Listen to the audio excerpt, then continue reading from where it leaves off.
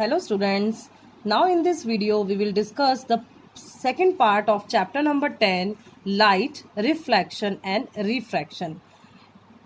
Reflection topic we will discuss in part 1 video. Now in this video we will discuss refraction. So what is refraction? Refraction is the bending back of light. Okay, so for detail we can discuss refraction with the help of an activity. We can take a glass slab, rectangular glass slab. हमने एक rectangular glass slab लिया है, इसके according हम refraction को पढ़ेंगे. इसके अंदर का हमें क्या करना है, जैसे कि हमने क्या लिया, यहाँ से स्टार्ट करेंगे हम. ओ और ओ डैश, ये क्या है, दोनों लाइट रे हैं. चेंज इट्स डायरेक्शन, ये दोनों डायरेक्शन चेंज करते हैं. और दो इसके रिफ्रैक्टिव मीडियम है, एक है ग्लास और एक है एयर. हमने दो मीडियम लिए हैं, ठीक है, कि ग्लास का और बाहर एयर में क्या लाइट जो रेस हैं वो बनेंगे. हमें ये भी ध्यान रखना है, note that the points O and O dash lie on the surface separating two transparent media.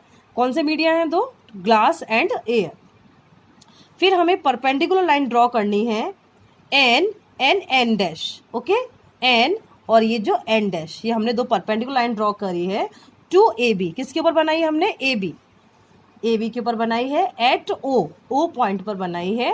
Another perpendicular, दूसरी परपेंडिकुलर लाइन आपको बनानी है एम और एम डैश, ये बनानी है at the surface C D. C D के ऊपर बनानी है at O dash. Okay, the light ray at O, जो लाइट रे ओ पर है, has entered from a rarer medium to a denser medium. जो लाइट रे है वो यहाँ से रेयर मीडियम से डेंसर मीडियम के थ्रू पास होगी. Okay, and that is from air to glass. वो कहाँ से पास होगी, एयर टू ग्लास. और हमें ये भी ध्यान रखना है कि जो लाइट रे बैंड हो रही है, कहाँ से, नॉर्मल पर, एट ओ. अगर ओ डैश की हम बात करते हैं, the light ray has entered from glass to air. यहाँ पर कौन सी लाइट पास होगी, ग्लास से एयर तक जो लाइट थ्रू पास होगी. Okay, that is from denser medium to rarer medium. ठीक है, ग्लास क्या हो गया, डेंसर मीडियम हो गया, और एयर क्या हो गया, रेयरर मीडियम हो गया. So light here has bend away from the normal. तो जो लाइट है वो नॉर्मल बैंड हो जाएगी. और जब हम दोनों को कंपेयर करेंगे तो एंगल ऑफ इंसिडेंस, ओके, जो हमारा एंगल ऑफ इंसिडेंस आई और एंगल ऑफ रिफ्रैक्शन, ये एंगल ऑफ रिफ्रैक्शन जो दोनों हैं वो कहाँ पर आके रिफ्रैक्ट होंगे, ए बी और सी डी पर. ठीक है, ये हमारे दोनों क्लियर हो गए. नेक्स्ट हमें दिख रहा है ई ओ. ई ओ क्या है, obliquely incident on surface A B. जब भी कोई लाइट थ्रू पास होगी तो वो ऑब्लिकली इंसिडेंट होगी. ठीक है, ऑब्लिकली मतलब जैसे हम ऑब्लिक ड्रॉ करते हैं, इस प्रकार से ये बैंड हो जाएगी ए बी सरफेस के ऊपर, और उसको हम क्या कहेंगे, इंसिडेंट रे. ओके, ओ और ओ डैश, ये ऑब्लिकली इज द रिफ्रैक्टेड रे. और जो ओ और ओ डैश है, ओ और ओ डैश कौन सी हो गई, रिफ्रैक्टेड रे हो गई. ठीक है, एंड ओ डैश और एच, कौन सी, ये ओ डैश और ये एच है, ये क्या हो गई, इमर्जेंट रे. ठीक है, इमर्जेंट रे, इसको हम कहेंगे इमर्जेंट रे. और हमने ये भी देखा कि जो इमर्जेंट रे है, okay, emergent ray is parallel to the direction of incident ray. जो इमर्जेंट रे है वो पैरेलल होगी इंसिडेंट रे के. ओके, ये क्यों हुआ, because the extent of bending of the ray of light at the opposite parallel faces A B. क्योंकि दो पैरेलल फेस थे हमारे पास, कौन कौन से, एक ए बी और एक सी डी, है ना, यानी कि दो फेस भी हमारे पास, ग्लास और एयर. ठीक है, वो दोनों कैसे होंगे, रेक्टेंगुलर ग्लास स्लैब के इक्वल और अपोजिट डायरेक्शन में होंगे. इसीलिए जो रे होगी emerges parallel to the incident ray. Okay, ये आपको ध्यान रखना है. And the light ray is shifted sideward slightly. Okay, जो लाइट रे होगी वो धीरे धीरे स्लाइटली इनवर्ड हो जाएगी. ठीक है, तो हमने ये इसमें से पढ़ा कि refraction of light is due to the change in the speed of light. ठीक है, हमने क्या पॉइंट निकाला इसमें से, कि जो रिफ्रैक्शन है is due to the change in the speed of the light as it enters from one transparent medium to another. अगर एक ट्रांसपेरेंट मीडियम से दूसरे ट्रांसपेरेंट मीडियम पे कोई भी रे पास थ्रू होती है तो वो क्या होती है, बैंड हो जाती है. ठीक है, इसको हम कुछ लॉज के अकॉर्डिंग समझ लेते हैं. तो फर्स्ट लॉ ऑफ रिफ्रैक्शन क्या है, the incident ray, the refracted ray and the normal to the interface of the two transparent media at the point of incidence all lie in the same plane. Incident ray हो, refracted रे हो या normal रे हो, दो अगर transfer media पर हैं तो वो सारे के सारे एक ही जगह आके इंसिडेंट होंगे, ओके, और वो एक ही प्लेन पर होंगे, ठीक है। सेकेंड लॉ है the ratio of the sine of angle of incidence to the sine of angle of refraction is a constant for the light of a given colour and for the given pair of media, ठीक है। Given pair of media, it if I is the angle, अगर हमने देखा कि I is the angle of incident and R is the angle of refraction, तो क्या हो जाएगा, वो आएगा हमारे पास constant, sine A upon sine R equals to constant. तो ये very important laws of reflection, आपको कंफ्यूज नहीं होना है। जब रिफ्लेक्शन के लॉज पूछे तो आपको रिफ्लेक्शन के लिखने हैं, और जब रिफ्रैक्शन के पूछे तब आपको रिफ्रैक्शन के लिखने हैं, ओके। कंफ्यूज नहीं होना है दोनों लॉज के अंदर। नेक्स्ट हमारा टॉपिक आता है refractive index, okay. Refractive index क्या होता है, इसको भी हम एक एग्जांपल के थ्रू समझेंगे। रिफ्रैक्टिव इंडेक्स किसी भी मीडिया का होता है, can be link to an important physical quantity, एक बहुत इजीली फिजिकल क्वांटिटी है, ठीक है।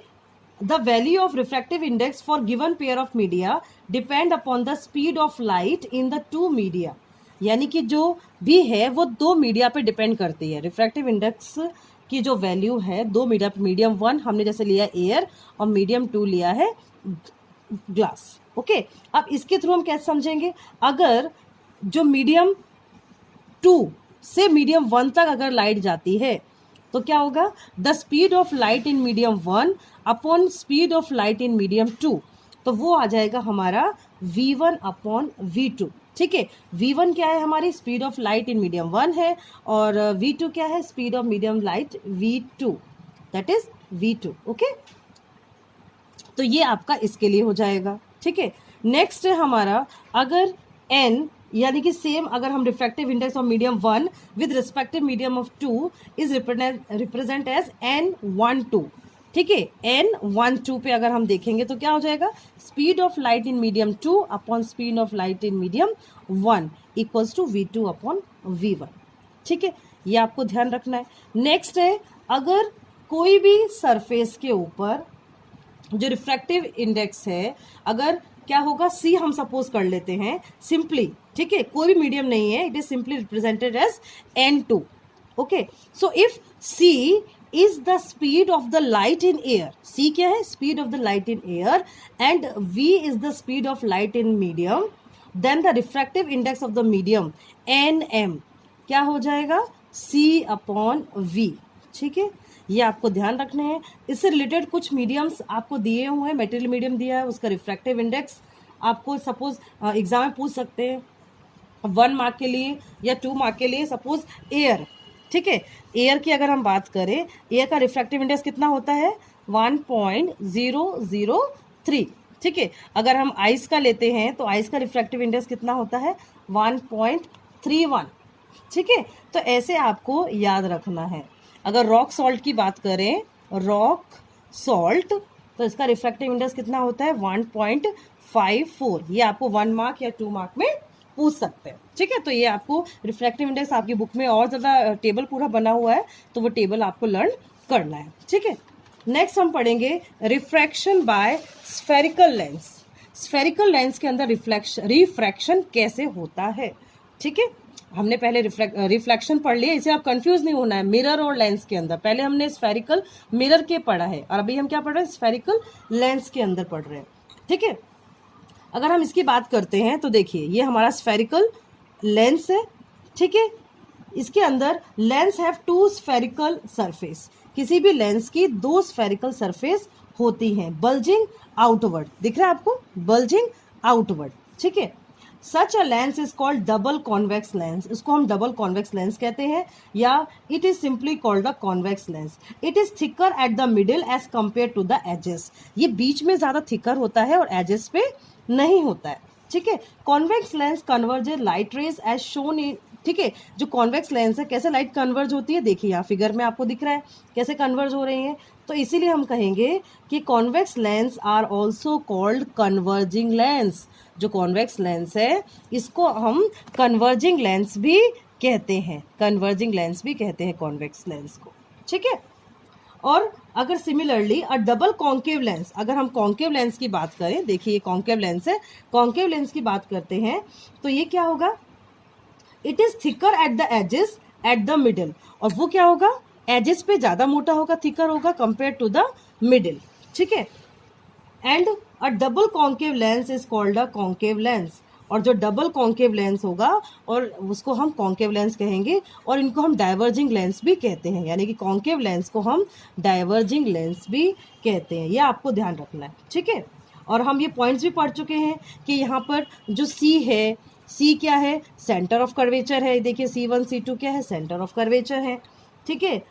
ऑफ अ लेंस है, उसको हम सी से रिप्रेजेंट करते हैं, ठीक है। और हमारे पास दो सेंटर ऑफ कर्वेचर हैं इसके अंदर, कॉन्वेक्स लेंस के अंदर, देखिए C1 और C2, ठीक है। और इसमें जो इमेजिनरी लाइन पासिस थ्रू होती है, ये देखिए ये जो इमेजिनरी लाइन पासिंग थ्रू हो रही है, इनको हम क्या कहते हैं, प्रिंसिपल फोकस, प्रिंसिपल एक्सिस कहते हैं, ये भी हम पढ़ चुके हैं, ठीक है। और जो सेंट्रल पॉइंट है जहाँ पर आके सारे के सारे पॉइंट मिल रहे हैं, उनको हम ऑप्टिकल सेंटर कहते हैं, ठीक है। And it is usually represent by the centre O, ये दो ऑप्टिकल सेंटर से यहाँ से रिप्रेजेंट हो रहे हैं, इसको हम ओ कहते हैं, ठीक है।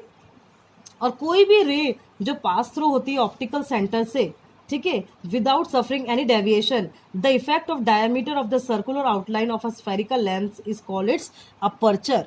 अगर कोई भी लाइन बिना रिफ्लेक्शन के, यहाँ से रिफ्लेक्शन के पास थ्रू हो जाती है, उसको हम अपर्चर कहते हैं, ठीक है। ये भी आपको ध्यान रखना है इसके अंदर, ओके। तो ये सारे जो पॉइंट्स हैं ये आपको फिगर के थ्रू ऐसे पॉइंट्स ध्यान में लेने हैं। रिफ्रैक्शन, अगर कन्वर्जिंग लेंस का पूछे तो आपको ये वाला फिगर ड्रॉ करना है, डाइवर्जिंग का पूछे याद करना है, ठीक है। कन्वर्जिंग होगा कॉन्वेक्स लेंस और डाइवर्जिंग होगा आपका कॉन्केव लेंस, तो ये आपको पॉइंट्स ध्यान रखने हैं। नेक्स्ट हम लेंगे इमेज फॉर्मेशन, ठीक है। इमेज फॉर्मेशन क्या होता है, किसका लेना है आपको, लेंस का, ठीक है। रे डायग्राम के थ्रू, जैसे हमने पहले पढ़ा था स्फेरिकल मिरर के बारे में, ऐसे ही हम इसका पढ़ेंगे इमेज फॉर्मेशन।